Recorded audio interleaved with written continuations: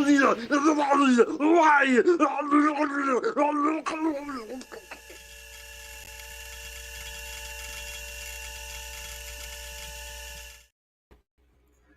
evening, everybody. Welcome to Mac-Yak number 182. Thanks for joining.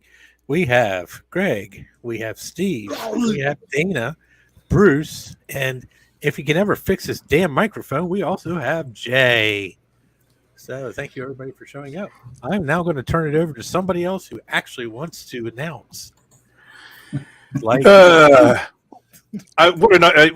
there something else? You said everything, didn't you? It's 182. Yeah, that's it, isn't it? All right, that's it. See you guys later. That's the important bit. So the show is now over, and we are going to say goodbye. There is so much stuff to talk about this week. My goodness. We're just gonna talk Well, about hurry the hell up. I got things to do, like go to bed. All right, over to you, Steve. You start. guys. You forgot to take that silly thing out. I guess that's in there forever. So let us know in the chat if you like the silly. Oh, yeah. It's there. No, forever. that's staying. That's permanent. Yeah, I'll be long. That is 100% permanent. What the hell is that? 100% Yep. permanent. All right, cool. Sorry, I did that for the sake of symmetry. I have a thing to show here. So let me present the screen here. It's just going to be a brief bit. Oh, where the fudge is the do? There you go. We thought it was Gotcha. Words hard go. Okay, cool. So share a screen. So this is an auction for a prototype Macintosh 1 to 28K with a fancy case and accessories over at RR Auctions. This is the Wild West edition. Yes. I love the next bid amount. Yeah, That's exactly. epic. If you want to pay the original price of the Apple computer, you could go ahead and be the next bidder. But essentially, this was the prototype Mac I assessed back in the summer of last year, and some interesting little bits of information about this system. You can see some pretty pictures here that they chose to include. But it is an actual prototype. It's not one of those things that's maybe a prototype. I don't know.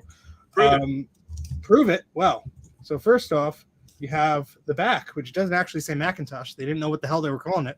So it says Apple. Plain and simple. Cool.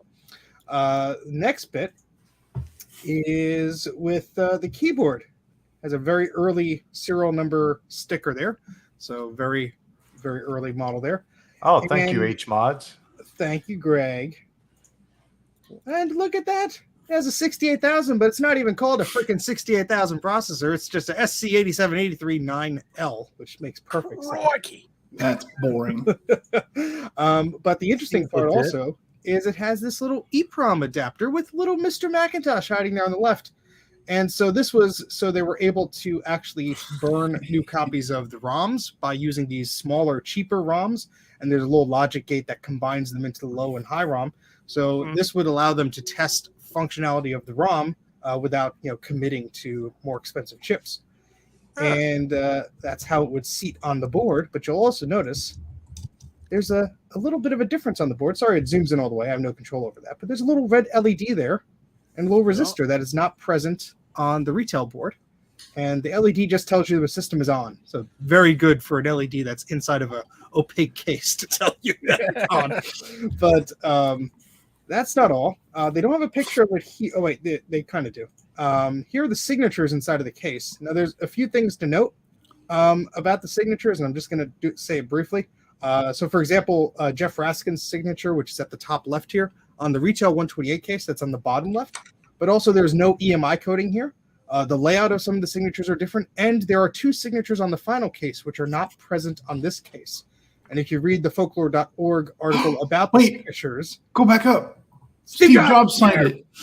Oh, it must be worth millions. And Woz is he signed it, Stephen. It's just a pencil mark, probably. But anyway, the folklore.org article goes into the detail of they had a signing party, and then some names came and went, and so it actually, makes sense that this had signatures added to it after this particular case was made. And one of my favorite things about this machine, it's got little Apple feet on the bottom. How That's a shame. Cool is that? That is a shame that didn't stay, because It I would like. not have been cool. Wouldn't that have been? Yeah. You know what it probably was is cost. They probably looked at the cost of just An stamping extra those 20 feet. cents. Yeah. Now, did Do we know if anyone famous like licked it? I mean, did I did. you know, like Andy Hertzfeld lick it or something? I mean, Well, if you read the description here, I don't want to. well, if you read the description, it talks about where this computer came from and all this stuff, and who. It's a fly in here, and all the Joanna Hoffman and other people within Apple were apparently passing this machine around. So a lot of cool stuff here. This is a one of a kind thing. The case is really cool. There's a little story about the case on the website. It's a presentation case. So you take this machine around, you flap the door down, and you could give a demo of what the system does without really unbuckling it. But yeah, it's very much like a steampunk style case there, or a Western case. And it comes with a copy of MacCalc, which I just put on Macintosh Garden. So there you go. That is Now, how other than the wonderful work that you're doing, Steve, how is this being promoted? Well, they have added some pictures, and they have followed some of the advice that we had given, because originally this auction went up, and they didn't really specify some details that I think would have really helped signify this as a valuable prototype machine. They didn't show the insides. They still don't have a photo of it turned on, but it does turn on. I've seen it turn on. So hopefully, you can see how clean it is inside. Hopefully the people who are interested in this system will actually look at the photos and determine that. But the description was cleaned up a little bit. I have no idea what this goes to. Oh, this is a oh yeah, and then there's my assessment document that they linked to. Cool. So yeah, this is all the details that I provided them. So yeah, I have a question for you, Steve. Yes, it's an important question. This is going to take some thought. I want you to imagine just for a second that, I don't know, you just won a pretty decent sum of money, and you are actually in the running for this. Yep. What's your top bid? I think what this for. I'll tell you what this I think will go for, and then I'll tell you what my top bid is. I think I'll go north of 10,000. I don't know how north of it, but my top bid would probably be a little higher than that. If I had gobs and gobs of money, I don't. But I think they're estimating this at 12. Yeah, I've seen less interesting Macs go for around that price. So I think Hey, Madeline's here. Maybe she'll buy it. Madeline, I'll give you Don't a full tempt her. technical rundown of it. she'll buy it, and then the next thing you know, it'll be at my place to repair it. Yeah, I mean the analog board does need a wee bit of fixing, but it's First off, they'd have to make the trip over to Australia. they'll pay for shipping. They'll be happy to soak you. Yeah. Yeah, so that's what I wanted to share about that pretty interesting little computer. I'm happy I had a hand in making sure that it booted up and could share some photos of it. Cool. So buy now. By now, yes. At least someone else bid to get that 666 off of there. But Except in Nebraska. Okay, so no, there was a little in joke that no one knows. So the Jay, Dana, me, we did a thing. So we've got episode 8 of Startup Disc is Full is out for those. You said I'll be able to talk about my gadgets, and you didn't invite me. So now I'm going to talk over you. It's Wait. So if you invite Steve on to talk about gadgets, we'll be there all freaking night. Damn right. That's a vote in the right direction. We kind of and please don't take this the wrong way. We kind of forgot. What happened was we were originally planning to do this show at another. Well, we're planning to do this show. Our show schedule got pushed around a little bit because of the guests that we had on our last show, and so anyhow, the recording of the episode 8 was kind of a sort of a spur of the moment thing, and I completely forgot. But we'll have you on the next one. I've heard that before. I've heard that. Yeah, well, we've got to figure out what the next one's going to be about. But anyhow, but anyhow, look, we had an awful lot of fun making it, so we hope you guys have fun watching it. So, Startup Disc is Full is the name of the channel, and it's the latest episode 8. Please check it out. Tech Chat. Yep, Startup Disc is Full. Tech Chat. Do you have to have your Startup Disc Full to participate in the chat? You do not. At least one. Yes. It is a symbolic term. It is meant to indicate that our brains are full of information. Not necessarily good information, but still fun. Thank you for clarifying. Yeah, and I got some new spectacles. They look like the old ones. They do. They look identical. The main difference with them is that these are ones that I've bought specifically for doing live streams. So I will probably have to do a live stream this weekend to demonstrate them. What else did you get today, Bruce? Oh, yes. What else? Tell us. Should I talk about that now, or should we talk about that later? Yes. I'll put on talk the other about it one. now. Okay, all right. The You're can is showing already off your open. glasses. You might as well. Yeah, the cat's out of the box. So I got this. Ooh, an Intel Max. It's all washed out. There. nice white box. There it is. So I got this today. So this is an M2 Mac Mini. This is the latest one that came out, and I would like to just tell a little bit of a story about this because I have always been, along with you guys, someone who's been a very strong supporter of the Mac Pro, and I've got a Mac Pro, a 2012 5.1. It's a 12 core, 3.1 gigahertz or whatever, 64 gigs of RAM. I've got an M2 NVMe 2 terabyte drive in there on a PCI card. So and I've got a RX 590 graphics card. So okay, not the fastest of everything, but this computer is designed to go fast. This is a real sort of workhorse, and it really started the other day when someone came to me and said, we've got a little video job for you. Just nothing major, minor one. This company, they've got some little promotional videos that they have, and they had a bit of a falling out with a staff member. And they said to me, can you please take the videos and pixelate this guy's face? So I've got these videos, and of course, and he's in this video, he's zooming around on a wheelie chair and stuff like that. So I'm like, okay, well, I really don't want to have to keyframe all the way through. So I want to do a bit of auto tracking. Now, Final Cut Pro has some brilliant auto tracking features that are built into it and are incredibly intuitive and very, very slick and very fast and excellent. But that version of Final Cut Pro needs a minimum of Big Sur to run, and I am on Mojave. So I thought, okay, no worries. I'm going to have to go to Big Sur on this thing. Grabbed a second hard drive, went to go install Big Sur. Not natively, of course, because you need OpenCore to do it. And I had nothing but trouble. Now, some of that is probably a bit self-inflicted, but probably not. It's probably someone else's fault. I knew Jay was going to demute his mic at that moment. The second I said that, I saw the little demute come on.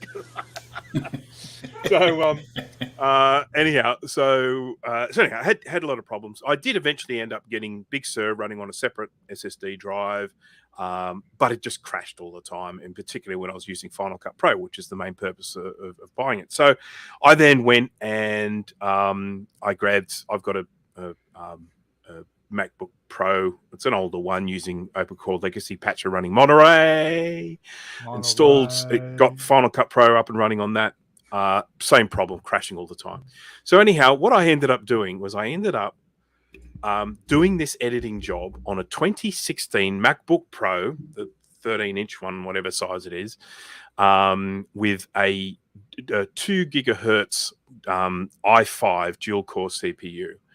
And I was sitting there doing this editing with a second screen there, and I'm thinking, this is stupid. I'm editing on this crappy 2016 MacBook Pro. And what really blew me away was how fast it was. I mean, okay, if I'm talking about exporting the finished file, yes, the Mac Pro is faster than that. But in terms of just using the interface, just zipping up and down the timeline, dropping clips in place, previewing, applying effects, that sort of stuff, it was flying on this little 2016 thing way faster than it runs on the Mac Pro. And I'm like, this is just crazy. It's all very well to have this power on paper, but this software is clearly being made for these more modern CPUs. It's working towards their strengths. So at the same time, a second thing happened. This is completely and totally unrelated. I'm just going to share my screen here for a second. And I was looking at benchmarks, Mac benchmarks, completely unrelated, had nothing to do with this. I can't even remember why I was looking for Mac benchmarks, but I was. And then I just saw this. Second one down, Mac Mini 2023. And I'm like, what? The Mac Pro 2019 is like down there somewhere. And I was like, I had paid zero attention to the Mac Mini when it came out. When Apple made the announcement, I cared nothing about it. I was interested in iMacs. I was interested in a Pro computer. Couldn't give a stuff about the Mini. So I paid zero attention to it. And then I look at this and I think, my goodness, that's fast. So then I start going in and having a look and checking out some pricing. And I'm, I had a look here. I had the Mini here on the left. I've got the Studio on the right. This is Australian dollars, keep in mind. But the base model of the Studio, which is 10 core and 24 core, 32 gigs of RAM, 2 terabyte of storage, was $4,000. The Mini was $3,949. The only difference is, of course, this one is this one's an M2 Pro. This one is an M1 Max, and this is 10 core, and this is 12 core. And I thought to myself, okay, so there's what, $50 difference between these two. I could spend an extra $50 and get a Mac Studio. But the Mini's faster. It is actually faster. If I want to, CPU, not GPU, I get that. If I wanted to make this one comparable, I'd have to go up to the M1 Ultra and look at that price.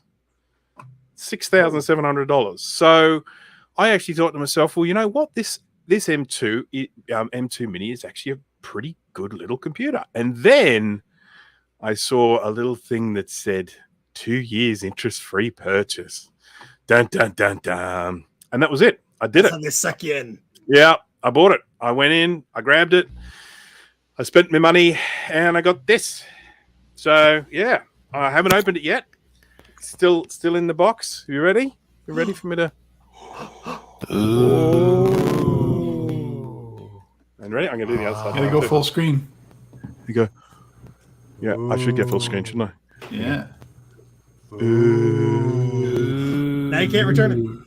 Well, actually, I think I can. But, Yeah, they have pretty good policy on that. Actually, Best Buy, you could. And look, the other thing that I was really impressed with this particular model, I was going to take some of this protective plastic off. Isn't it fun? That's protective plastic porn. Yeah. The first new computer you bought in a decade. Yes, it is. It's a long time. Look at all this I/O on this thing. We've got 2 USB ports here. We've got a headphone socket. We've got an HDMI port. We've got 4 Thunderbolt ports, 4 Thunderbolt 4 ports, and we've got the old Ethernet there. So I was just absolutely blown away with what you get with this particular computer. Someone's microphone's gone funny. So anyhow, that's it. That's the story Not me, behind is it. No, it's not you. Is it me? Nope. No. Yeah, that has almost all the same ports as the Studio. You just miss out on the front. The ones on the and front. SD card. I mean, that's what sells it for me. I mean, you could get a hub or whatever. Well, I was going to say you could get a hub and put it up front. Well, the thing is that I am almost definitely going to place this Mini in a position where I can't even access it anyway. So those ports at the front aren't really of much use to me. So I'll be running a hub from it anyway with that sort of stuff. So that was definitely something that I had to weigh up. It's like, yes, the Mini does have an SD card slot and 2 extra ports at the front. Again, that was one of the things I did weigh up. Is that important enough? So this one supports 3 monitors. So how do you like that? Well, they also support 3 monitors at like silly resolutions. I'm sure if you plug in like 4 1080p monitors, you'd be fine. But like the specs on Apple's site are like 1 6K and 2 4K. It's like, all right, money bags. I mean, like, we're not doing that here. In theory, one Thunderbolt 4 port should support 2 4Ks or 1 8K. That's what it should do. And then, of course, it's got the HDMI port as well. So it is my plan that I will be. I'm going to be running the 3 monitors that I have now, and I've got 2. There, 2 of them are that. What do they call it? It's the 2560 by 1440 or something like that. Yeah. I can't remember what they call it. That's VHD or and so yeah, that's what I'll be running off it. I'll be running these three monitors that I have here. Obviously, a webcam, microphone. I've got quite a bit of storage hanging off the side of it, but I mean, even just things like the speed of of just the internal drive. With this Mac Pro, using an NVMe on a little card in the PCI slot, it goes way faster than this computer could ever go in terms of like the old spinners that used to be in the SATA slots there. Way faster. But it's still not as fast as the internal drives in these things. I mean, these things just fly. Yeah, so one of the things I noticed very early on is, when you take a screenshot and it saves a file to the desktop or whatever, on the Mac Pro, even with an SSD, not using the fancy ones that you have, but a standard SSD, I would have to wait a few seconds for the icon to actually come from grayed out, because I show all files, come from grayed out, to actually drag it. And, sometimes I drag the wrong one while waiting for it. On these new systems, it's like, boom. It's like, oh, yeah. Not used to it being that quick, It just get used to. That's what I'm after. I mean, I've been in situations on this Mac Pro where I find myself just sitting there staring, waiting for things to happen. And I'm just looking forward to, I remember when I first got this Mac Pro, I can't remember how many years ago it was, but it was secondhand. But I had upgraded from a 3.1 to a 5.1. And I remember when I fired it up for the first time, and just that difference in speed, everything was zippy. Everything was like, pew, pew, pew, pew, pew, pew. It's like, wow, this is great. I can't keep up with how fast this computer is. But now I'm in a situation where I'm working on stuff and I'm just going, yeah, hello, little beach balls. Well, I have a question. It certainly served you for quite a long time. Go ahead, Jay. Okay, you guys hear me all right? How's my sound? Yep. Yeah, not too bad. Might turn it down a little bit. You're a bit. Yep. Yeah. All right. Hold on. Okay, so all it took for you to kick your beloved Mac Pro to die was a 2-year The Mac Pro that's giving interest-free Jay audio issues. Right payment now. Yeah. plan. Well, I will say, Jay, as you were there on the day that I bought it, in the group chat that I was chatting to you about, and I was describing to you the various problems that I had in the days leading up to it. You created it. Did not. Created it. I did not create those circumstances. Those circumstances arose from trying to run an operating system on a computer that was not designed for that operating system. But all of that aside, even if we forget about the whole new operating system thing and just talk about, just me running Mojave on this thing, or, the main applications that I have to use them, and I use coding ones, they don't need much. I can run them on anything. But then I use the Creative Suite, the Adobe Creative Suite, and that is just hot garbage on this computer. I can I can bring up an InDesign file and then go to print it. I'll go Apple P. I'll go make myself a cup of coffee, go for a walk around the block, then I'll come back, and then the print dialog will come up.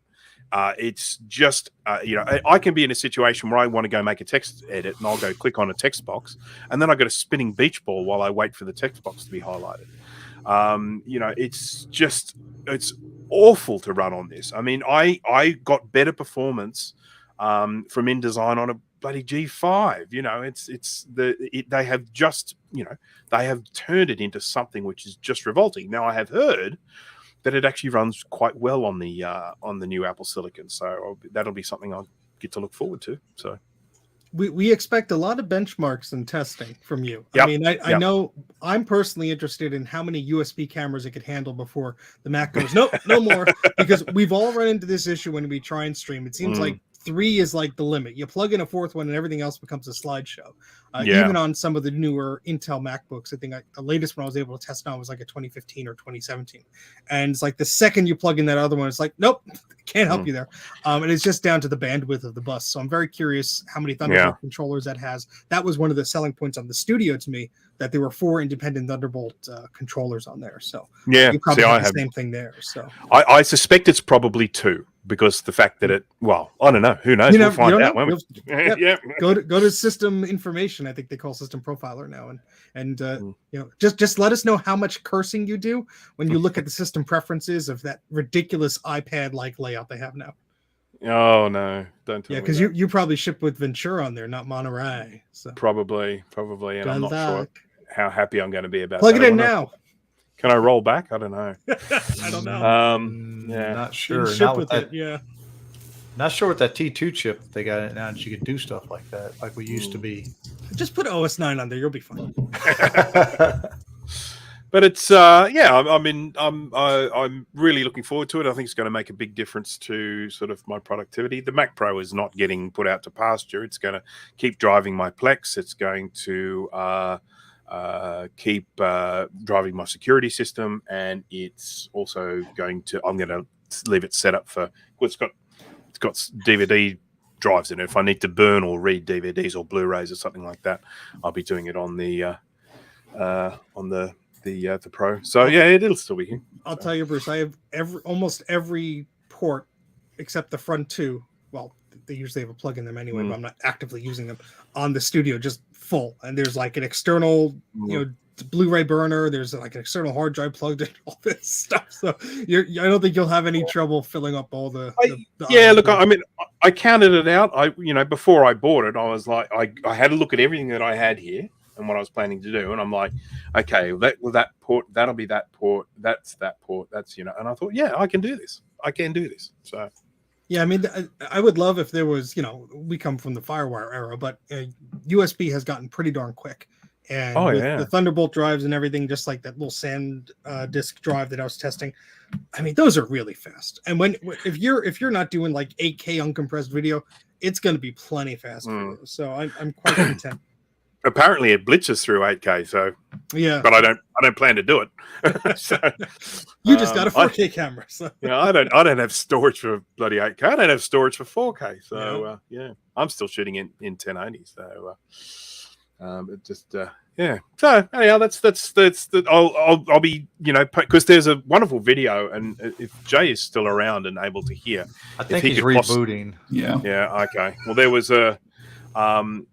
a video that came out recently with a guy who was doing a comparison between the base model Mini and the base model Studio, I think.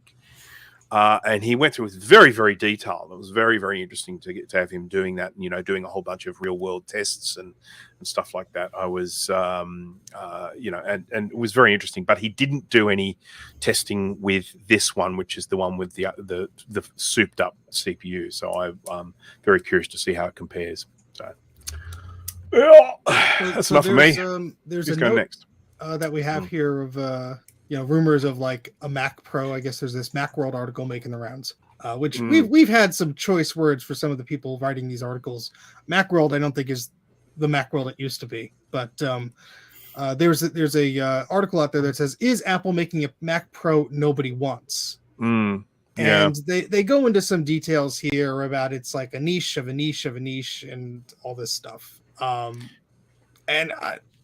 We know there are problems with like the architecture of Apple Silicon, how there are memory limitations, and you can't have eGPUs and stuff like that. But I think eventually this stuff will mature to what that Apple will have some, only they can sell you. That'll be like that after on the 20 Mac or whatever. I don't think you're going to pass from people who just want to buy something because it's the Mac Pro. It's the best of the best of the best. One of the points that he makes in that article, which I think is a very valid one, is that it isn't just a matter of saying, okay, we are satisfying this tiny little niche. In the process of producing a Pro Mac, or create some things which can benefit other products down the track. So it's all very well to say, okay, it's the Mac Pro, as you say, niche of a niche of niche, not going to sell too many of them. They'll probably go with a ridiculously high price tag. But they've got a lot of things that makes the Apple Silicon so fast is the fact that the memory is integrated. Well, who's going to pay for a Mac Pro that doesn't have upgraded memory?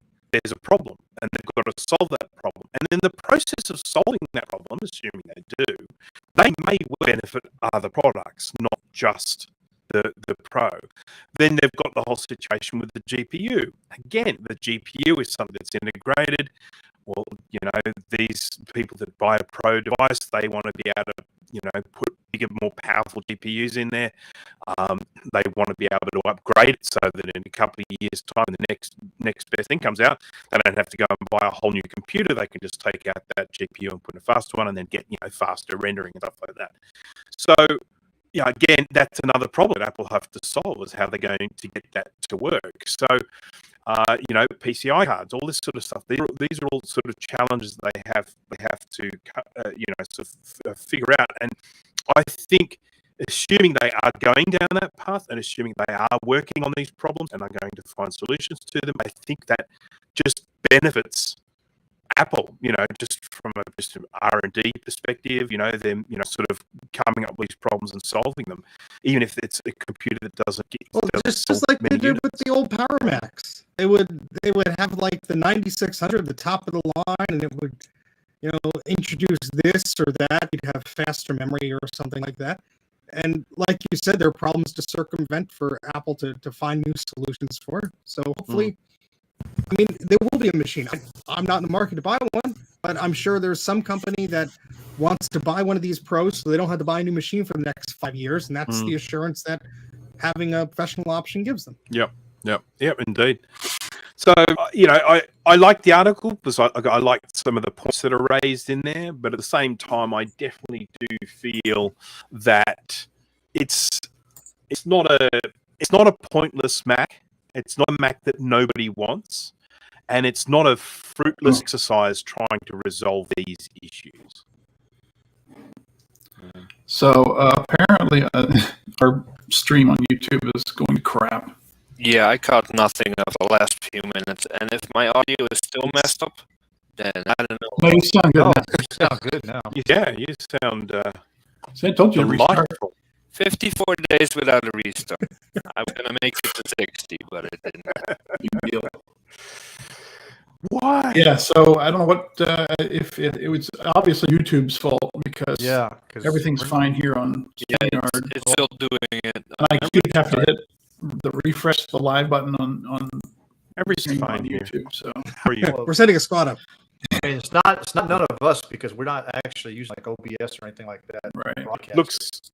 It looks perfect here. I've got it open here on a window, and Maybe you were on an Australian It server. doesn't sound good on my end. Though. Well, what we could do Yeah, is, I unmuted it and the audio all choppy and it keeps lagging and well, I'm on the so telly. it's YouTube. if blame YouTube YouTube. does resolve this, we do have a recording that is made from StreamYard. We could always export that as a separate copy if for some reason. And Yeah. and to be honest, I think it's fun because I'm watching it here on YouTube in Australia, and it's perfect. So Yeah, but I'm actually just unmuted it also, and the audio's real choppy. Oh, is It's it? like Yeah. Testing, eep, eep, testing, eep, quack. can't blame me now. Why Remember, don't we just sit here in silence for 5 remember minutes? the first days of while Mac Yak YouTube was my fixes fault. itself? But this is not my fault anymore. So Oh, can't blame me. we'll find some way to blame it. oh yeah, I'm a rope balloon. yep. The audio is definitely choppy. It's like It's the Chinese. Chinese food? I wonder if Jay rebooting broke it. You know? That was their ingestion server. I just sent piggybacking it to you this, guys. Mac Pro. yeah. The picture's fine, but yes, the audio is definitely choppy. So I don't know. There's not much we can really do about it because we don't control that. Yeah, sorry. We're gonna have to give Somebody StreamYard and log find into QuickTime conferencing, and we'll do this the old way. out. No. Let's go back to FaceTime. Oh.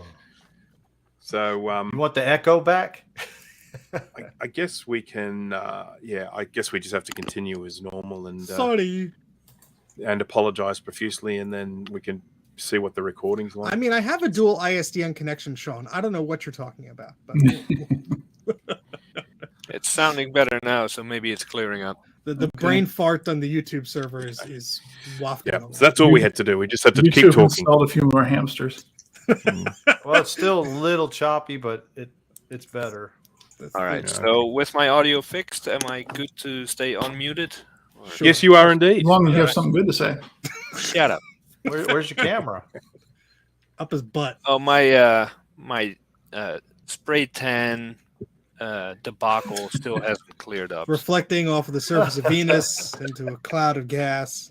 If anyone wants to know why Jay is not appearing on camera, you do need to go and have a look at the latest episode of Startup Disc is Full, episode number 8. There is a very concise, clear explanation as to why Jay can't show us his face. Now I gotta go see that. Screw you guys. I'm gonna watch that now. I think I know what it is without having to go look, but All right. So we were talking about this Mac Pro that nobody wants. Obviously, none of us are in the financial markets for a Mac Pro where's as Grudy? much as we'd like to think. You know, he's going to go buy one. Well, Grudy is a special duck, and we love him. But we're not personally the people involved right now, unless you donate to MacYac and gift us all lovely Mac Pros, which nobody's going to do. So another thing that he brought up in this article was the whole idea that they are outside of their own schedule in terms of when they said they would be fully transitioned. He said they'd be fully transitioned within 2 years, and he also said to expect more Intel computers. Now, they released one more Intel computer, no more than one. And to be honest, they have been releasing a lot of Apple Silicon Macs. There's no doubt about that. But we are now we're either at 2 years or very close to 2 years.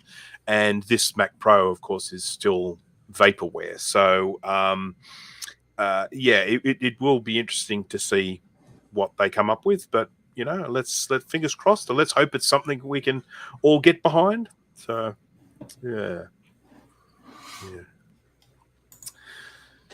Okay, so what's next? Let's see. We had. I'm just catching up with the notes. That was the same thing. So. There were 2 Mac Pro things. Yeah. Which is the one we talked about? We talked about the first one. Okay. Yeah, what was the other one? It was something about a Mac Pro Apple Silicon transition something. I don't know. I didn't even read this one. I think it was kind of along those lines. Let me see. That's right. They were saying that if they are going to release a Mac Pro, it will need to be Intel.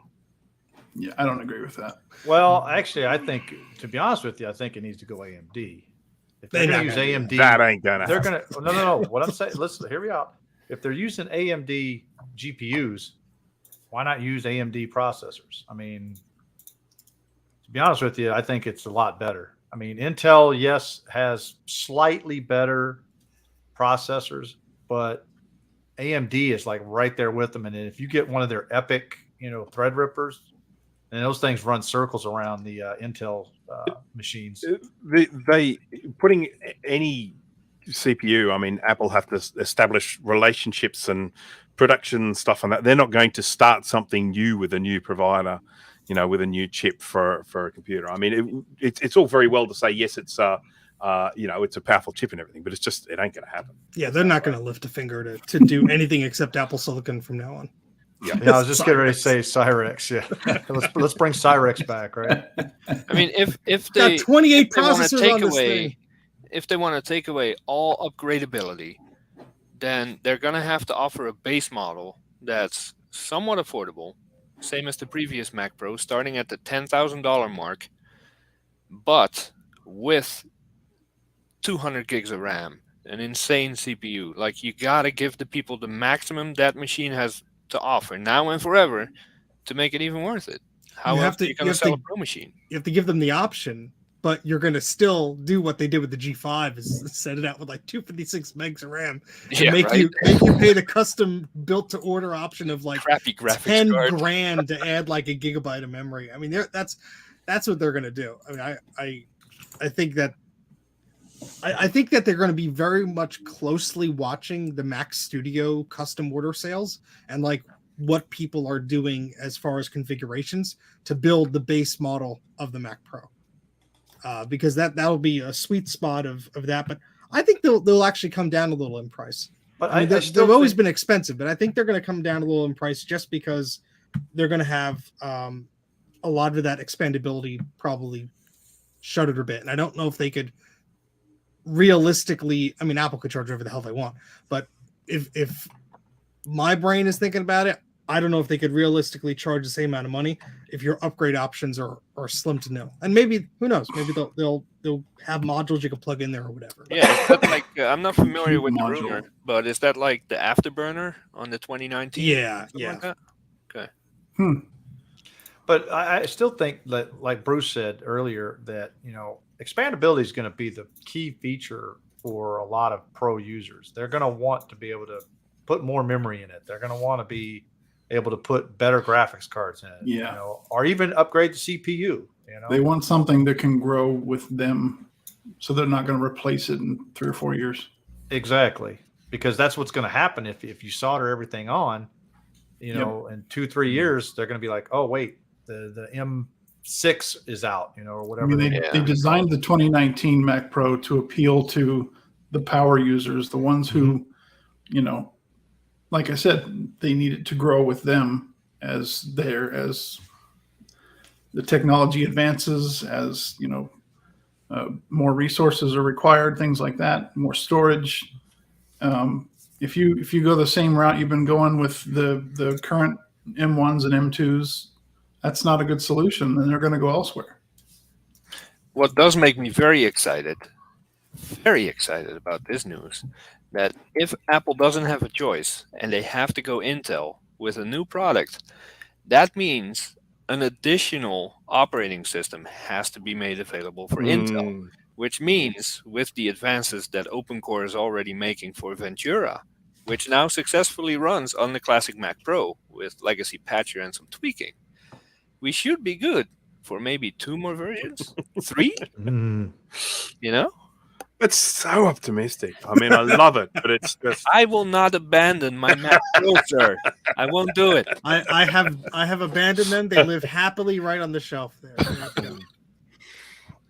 Traitor. Not me. I've actually done some testing because I just got some 5690s that I'm doing some power testing between that and the 5675. So you'll be seeing a video on my channel about that soon. Well, I think what Dana was saying about the 2019 Mac Pro, that is a system that companies have poured money into, and they're doing that because the software that they have and the hardware that they have relies on a system like that, whether they're using IO cards or a specific piece of software that may have not been updated, or maybe it's Intel only, or for whatever reason.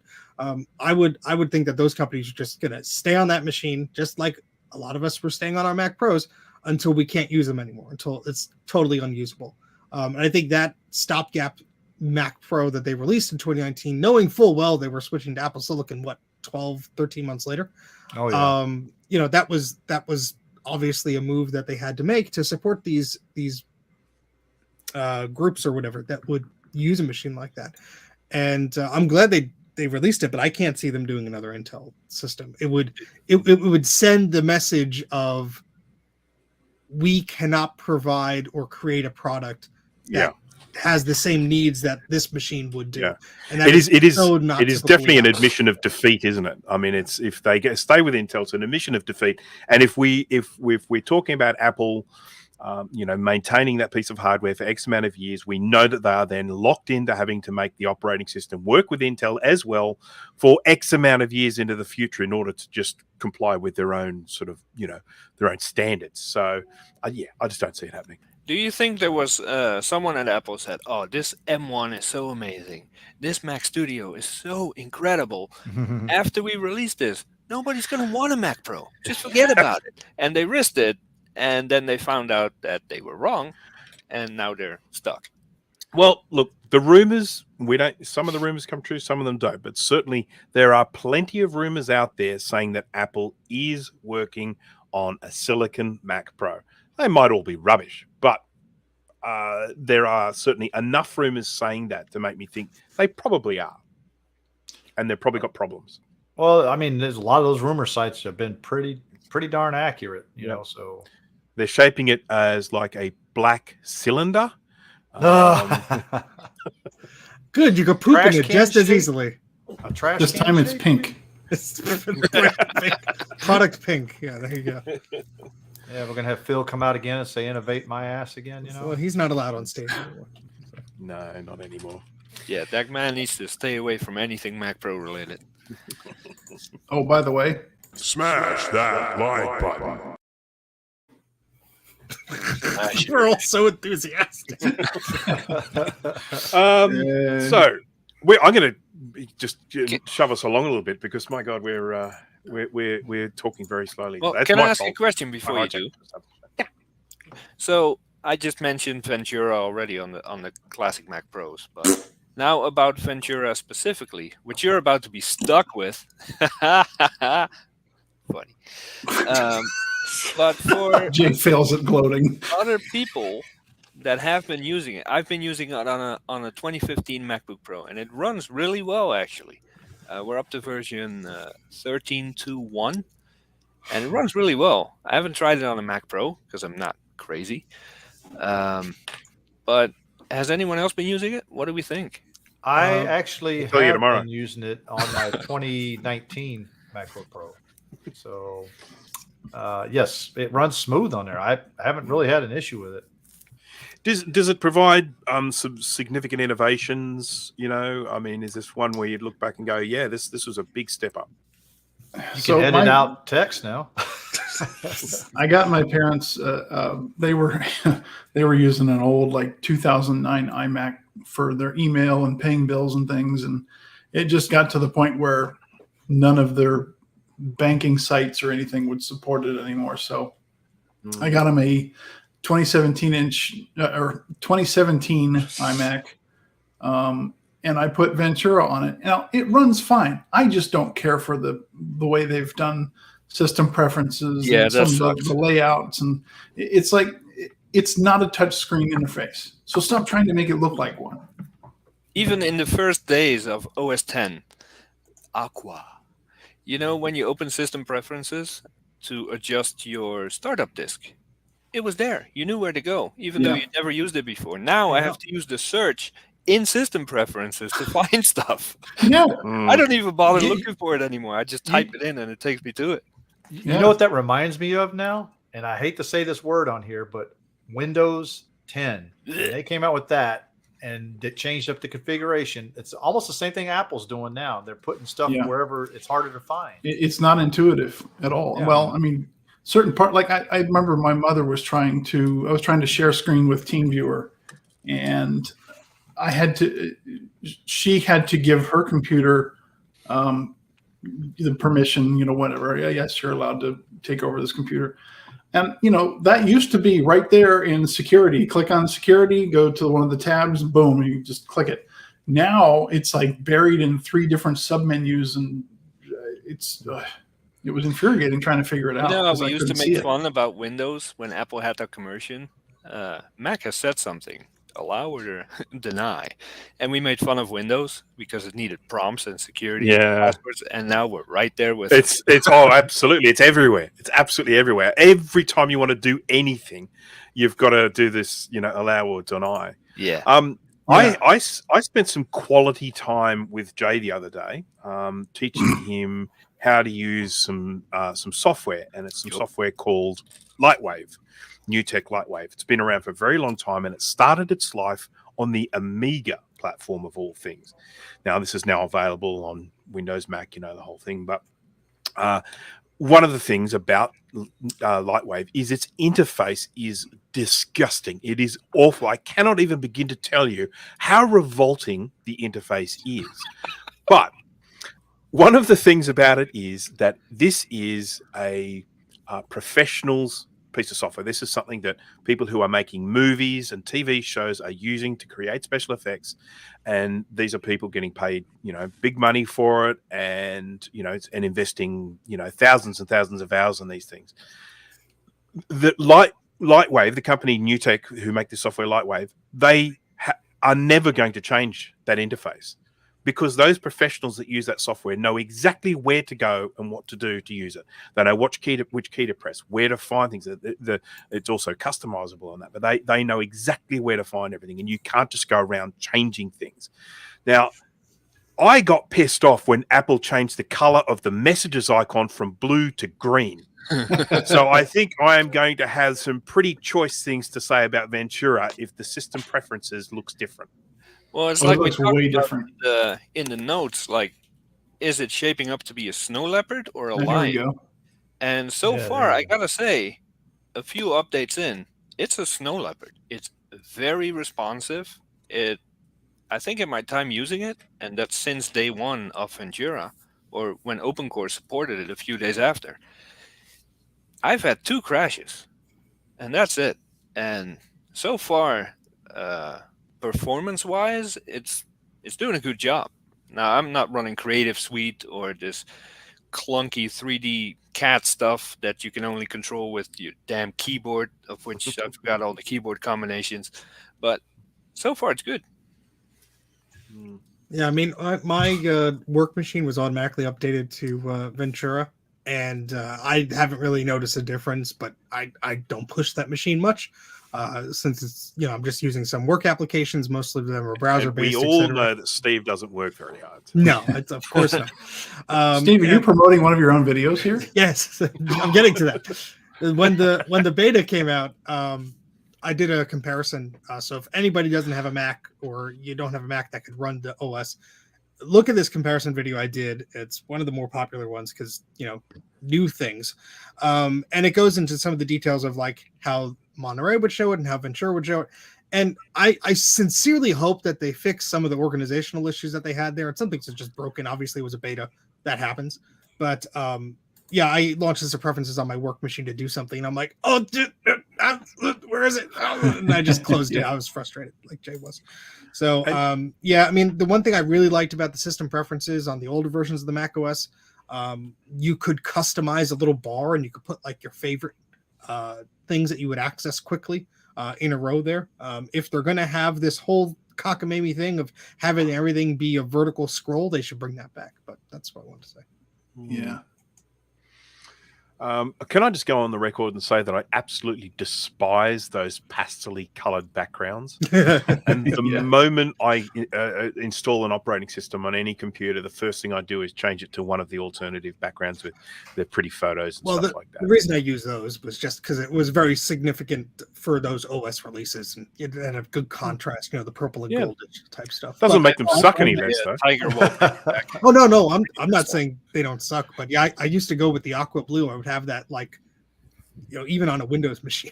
I put that on. Yeah, I got it on my work PC. The background is Tiger, and hopefully Hopefully it's not going to be my work PC much longer because I petitioned my manager with a whole list of reasons to switch it out for a Mac. So And how many curses did you use in that? Just 2 or Well, 3. if they do approve it, that kind of segues into our next topic, which was, Does it now?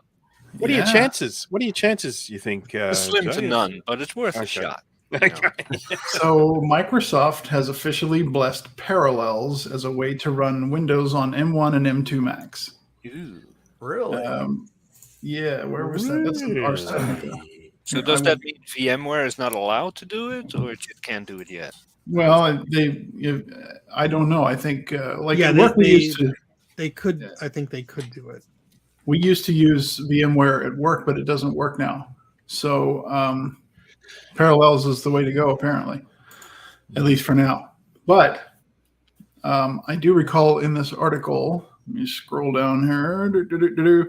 It's not going to be like installing Boot Camp. So when you installed Boot Camp, you were running Windows natively. You could play games. You could do anything you want. You were basically turning your Mac into a PC.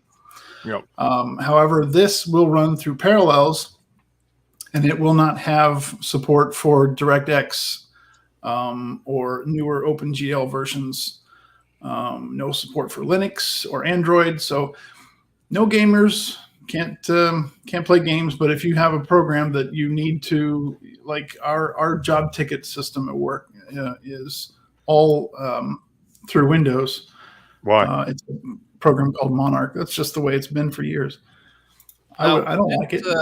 I think it was Mike, I think it was Mike. A few episodes ago said that Windows has an ARM version. So why couldn't we do Boot Camp? Well, it's not ready yet. It's not a publicly The available. ARM version is not supported at the moment. Right. Okay. I definitely see it happening because, I mean, I've said this before, but I do believe that certainly in the mobile computing sphere, I think ARM is the way we're going to see things go. And I think that if Microsoft don't support it, they're going to get left behind. So I think it's coming, but it's apparently still shit. Well, I mean, didn't Microsoft? They came out with a ARM Surface, didn't they? They did.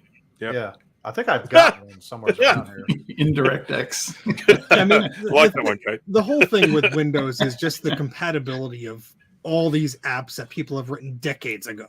And so the only reason why a lot of these companies are shelling out licenses for Windows is to keep running, like Dana's example, that one server that does that one task. They don't want to pay for new software. They don't want to get used to a new process. They just want to put a Band-Aid on it and cross their fingers and just hope the next Windows update doesn't break the damn thing.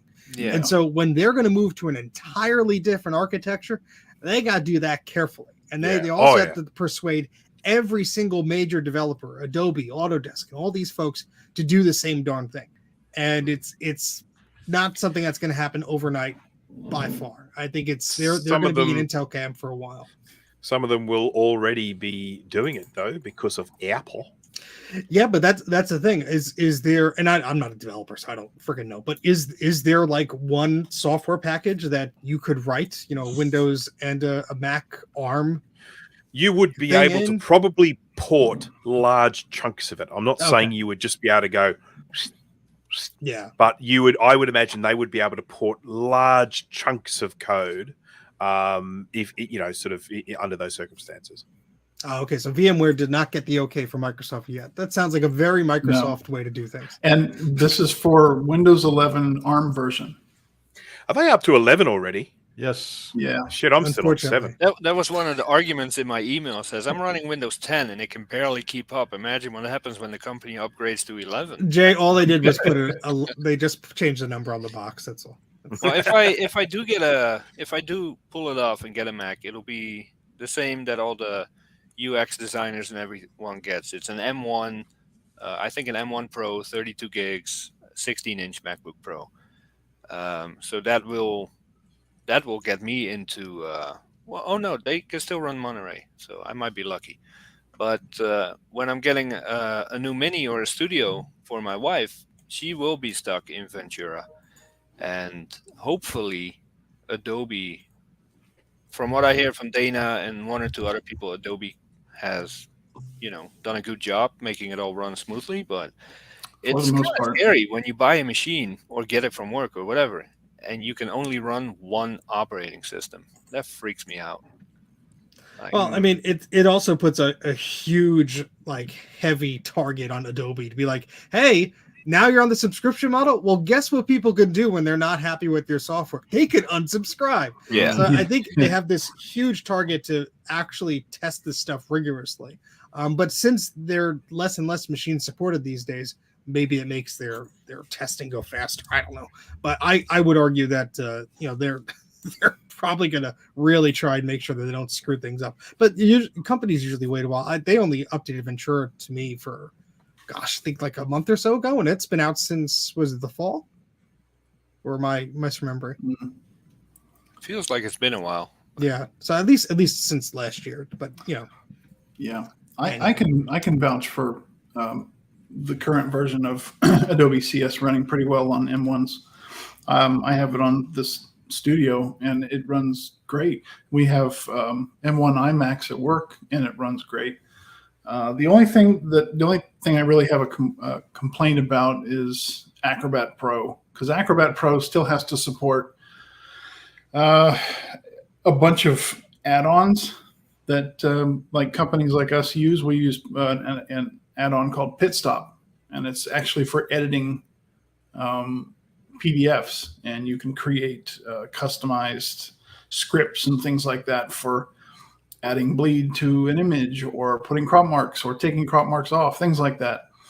And Acrobat, first of all, it still opens really slowly, even with the quicker SSDs. I just don't think it's been optimized yet because it's not reliant on, but so many other programs are reliant on it. Yeah, it makes sense. The funny thing about Acrobat is that should be like a very lightweight piece of software. It doesn't do much. If we want to compare it to other exactly. applications, I mean, it doesn't really do much. It should be So- a basic framework for opening and viewing PDFs, and then all that other stuff can be added onto it without making it into bloatware. But the current version is very bloated. It is, yeah. I've been having nothing but grief working with Acrobat on this computer. So fingers crossed it'll be a little bit better on the Mini. Fingers crossed. Yay. Okay, have we done? Do we need to move on to something, or are we still talking? Oh, I'm Well- just sitting there chatting in the chat here. So, So I'm just interested because Bruce got a new watch. I just want to hear a few words from him because Yes. I'm in the market for maybe a new watch. So I had a Series 3, whatever that was, 41, 42 millimeters, whatever that size was, a Series 3 watch for a while.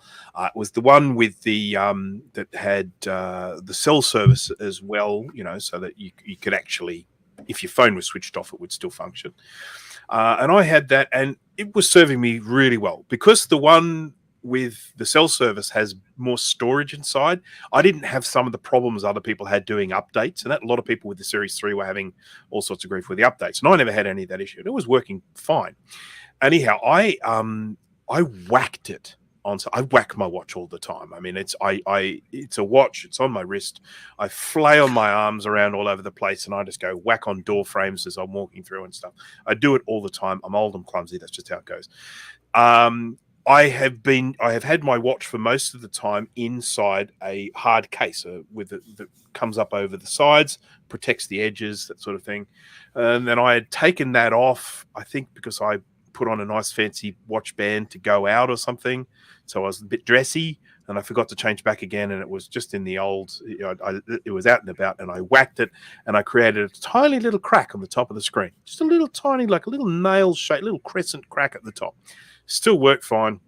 Pain in the bum, but no worries. Put it back into the hard case, wore it like that for ages. Then all of a sudden, one day, it just started getting phantom presses on it. So it was constantly waking up. So just during the day, it would just wake up.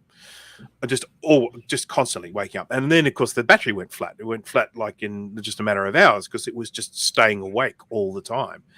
And I tried to fix it. I took it out of the case and went down and I cleaned it, got some alcohol out. And during this cleaning process and all that, I happened to press on the screen a little bit too hard. And that tiny little crack went, pachoo! And just turned into 50,000 cracks across the whole screen. Spider web. Yeah. Steve, you have a question? Why weren't you live streaming as you did this? Maybe because I was pretty sure my chances weren't good of sorting it out. But anyhow. We see a So- pattern here, right, people? That it's out with all the old, in with the new, and make excuses along the way. you mean something like this, Steve? Just hearing it chime will be satisfying enough for me. Oh,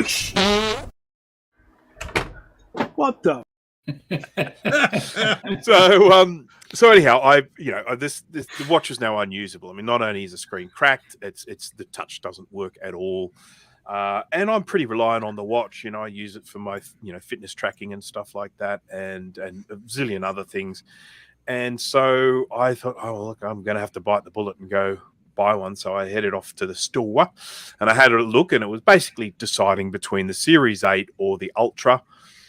Ultimately, for the price difference, I could not justify the Ultra, and the Ultra is freaking huge. Oh, they have an Ultra So- watch now. Oh boy. No. And look, the Ultra is an amazing watch. I mean, as I was chatting to Steve about this the other day, I mean, if someone had bought it for me, I would go with it, but I couldn't justify the additional cost of the Ultra for all the extra features like altimeter and stuff like that. I don't need that. Did it not Oh, have and- a 2-year payment plan, interest free? No, you use that on the mini. I didn't investigate. But anyhow, I only like to go on one payment plan at a time. But anyhow, so anyhow, I bought a Series 8, and this is it here. I have got a protector on it. This brand of protector it's a Panzer glass, Panzer, I think. What something screen like that. size you get? It's really good. This is the 45, so it's the bigger one. So it's the more chunky one. And I have to say, I love it. I tell you the best feature about this one just straight out, is that it's on all the time. The screen is on all the time. So when it goes to sleep, it doesn't update everything. It updates the time, but it doesn't update all the little, what do they call those things? Widgets, Complications. Complications. Doesn't update all the complications. When it wakes up, those complications all just quickly update all in one go. But the point is that I can glance at my watch at any time, any angle. My wrist can be at any angle and read the time. And that was something that Series 3 could not do. And so that, to me, is the best feature of this. It does other things, like it can read your blood oxygen and it can monitor your heart rate constantly and all these other things. And the bigger screen definitely helps for my big fat hands. I definitely do like that. And with this protector on, I'm free to whack it to my heart's content. Can we see a demo of that whacking it on? Yeah, I was going to say.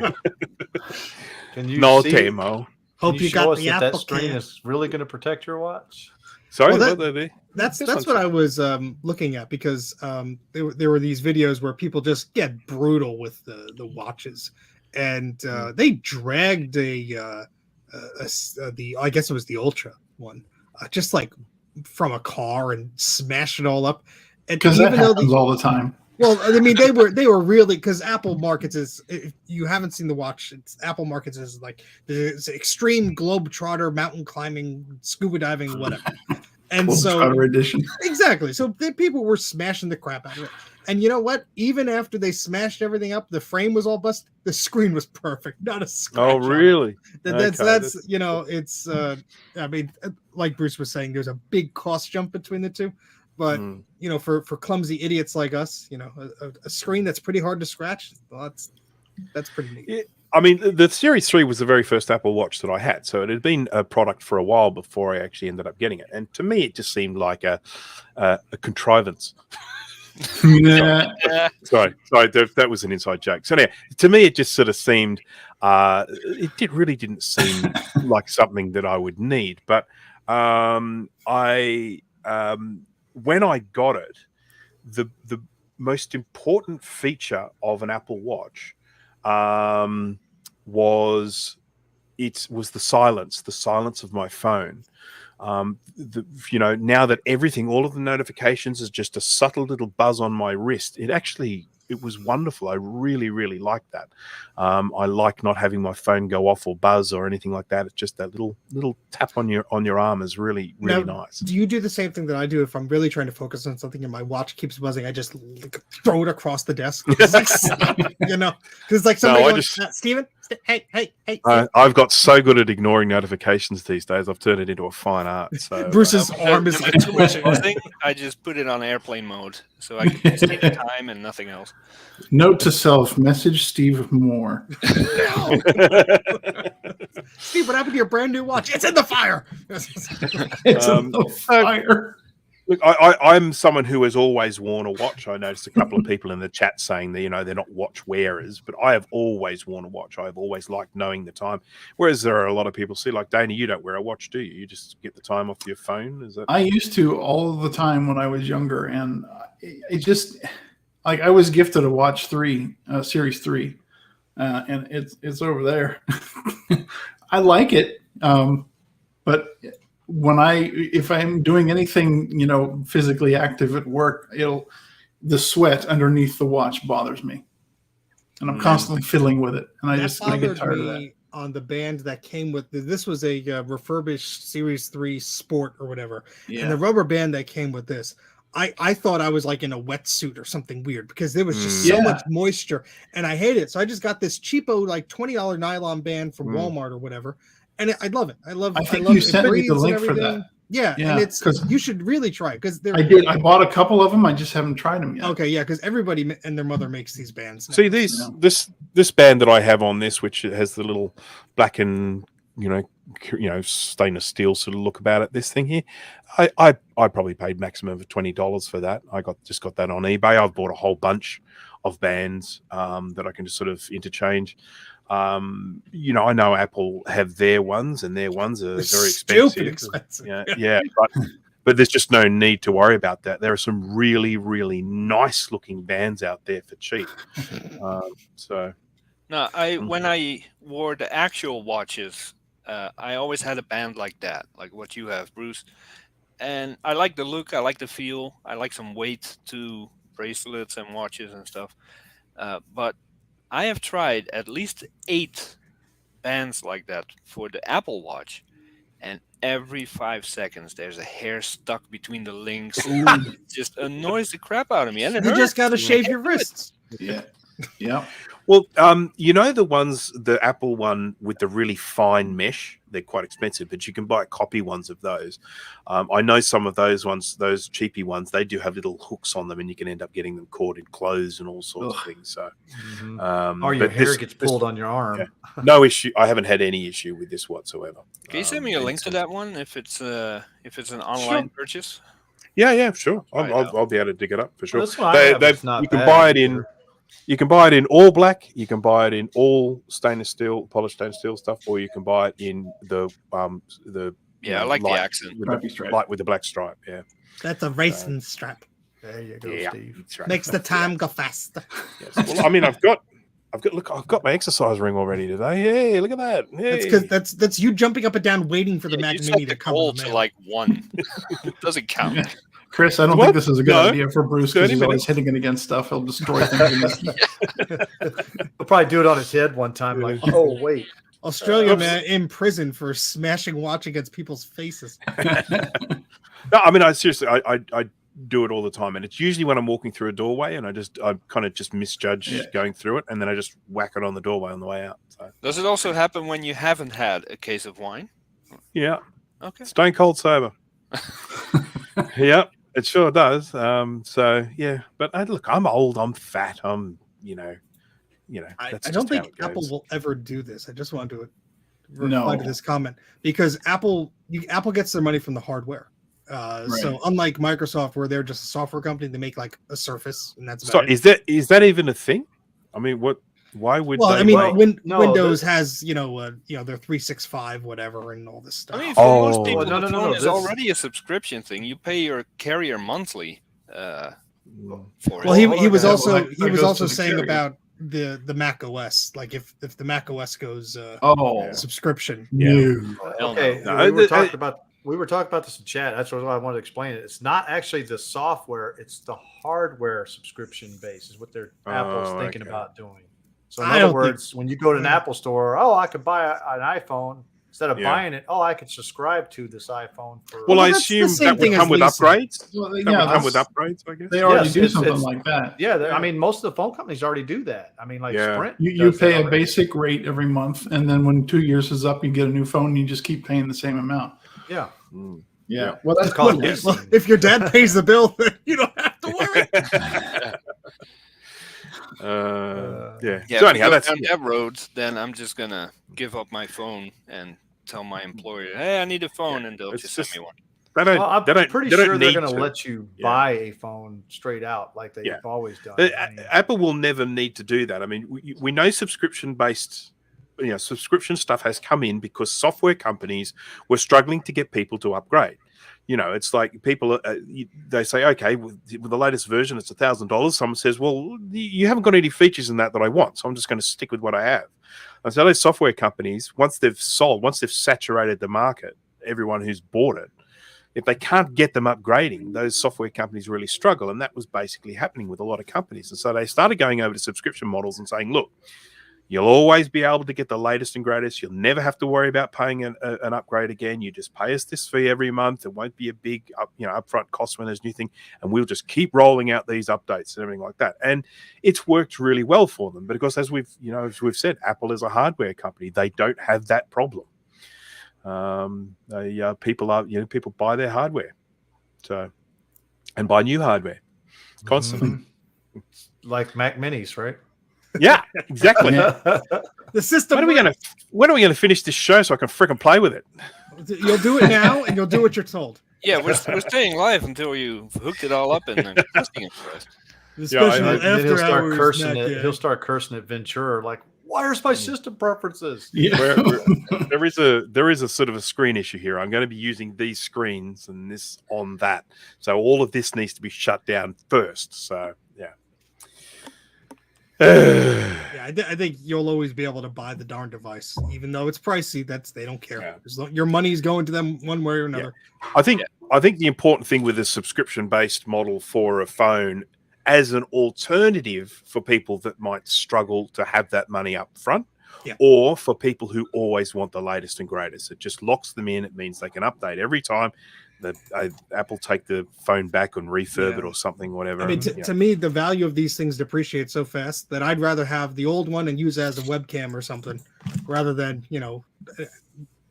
have me get a fifth of what it's worth. I'll take that deal if they do it with a Mac. Let's say I need an M2 now because time is money. I'll lease it if they have a good plan going, and upgrade every year, whatever. There's plenty of companies that do that. Yeah.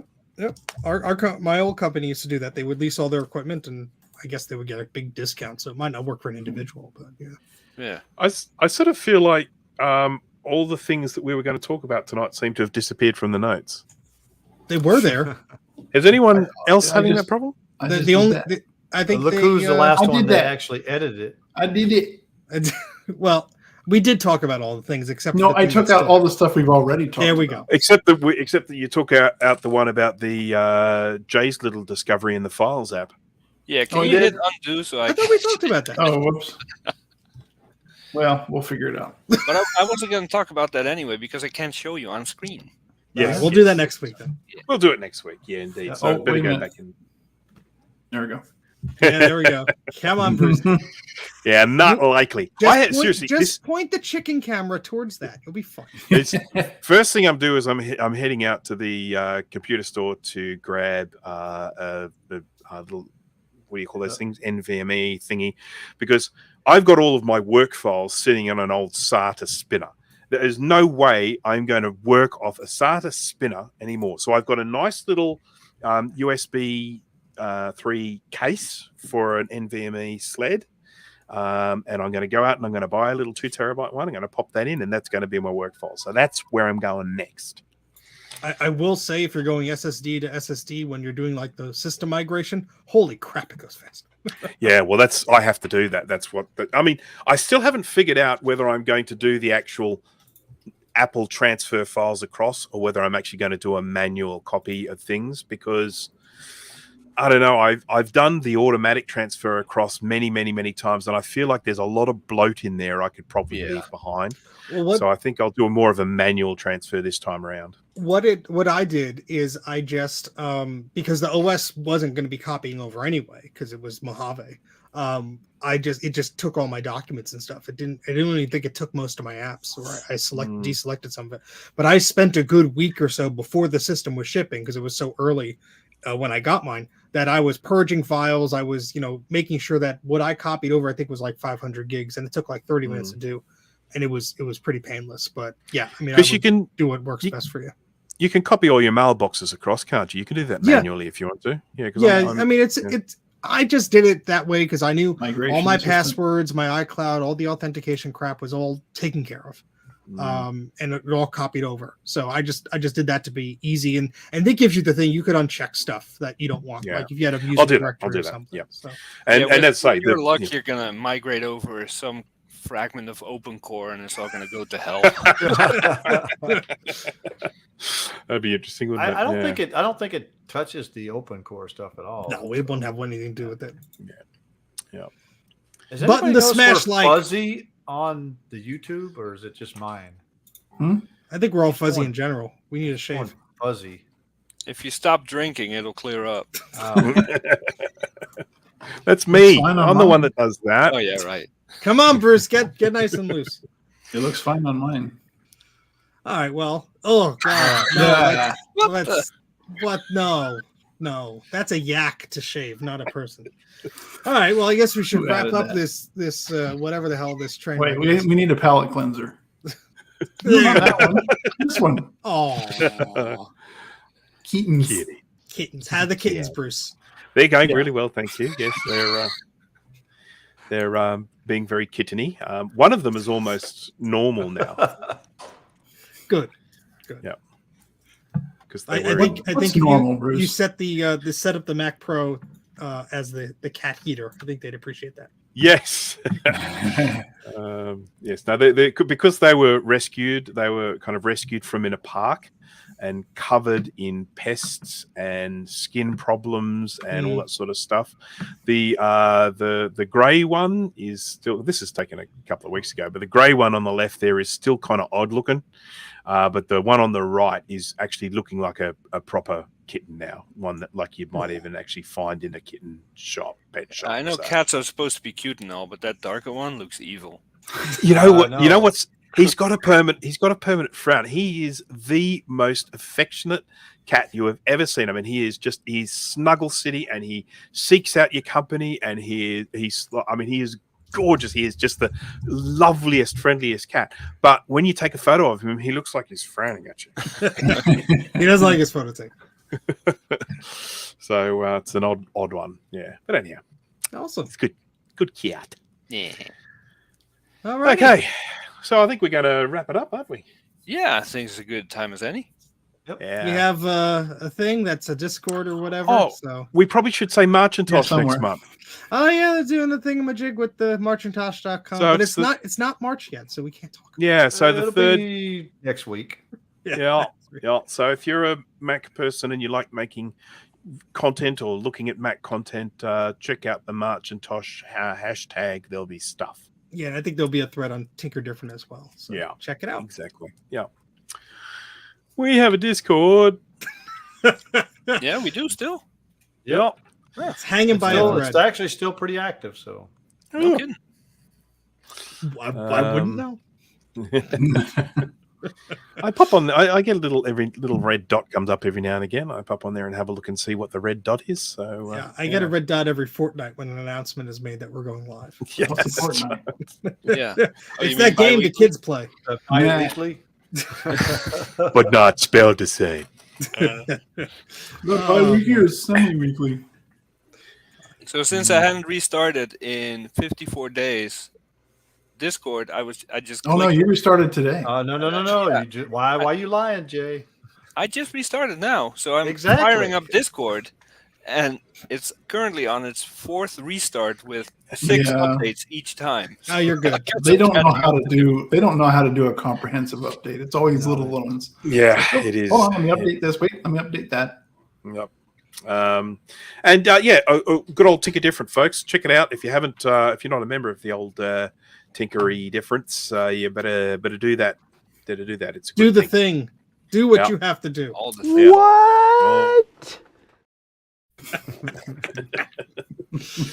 And I will probably be live streaming this weekend if anyone wants to watch. Yeah, you say that. Yeah. Yeah, you say that now.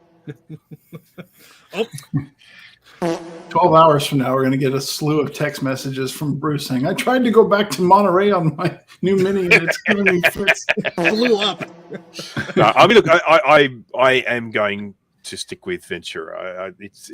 I may as well. New hardware, new operating system. I may as well Yeah, that's what just I did. That's what I did. rip off the I Band-Aid. mean, yeah, my studio keeps asking me, do you want to install this update? It's like it's a major update. You should at least tell me that.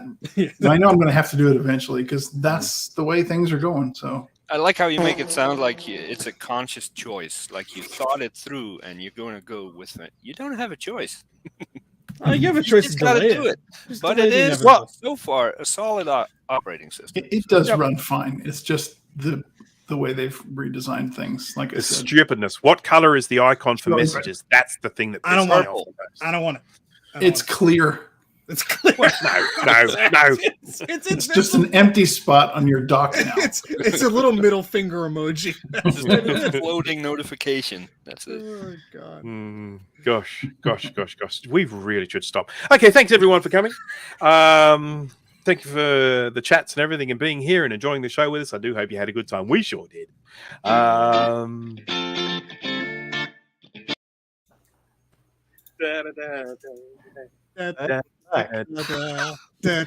Like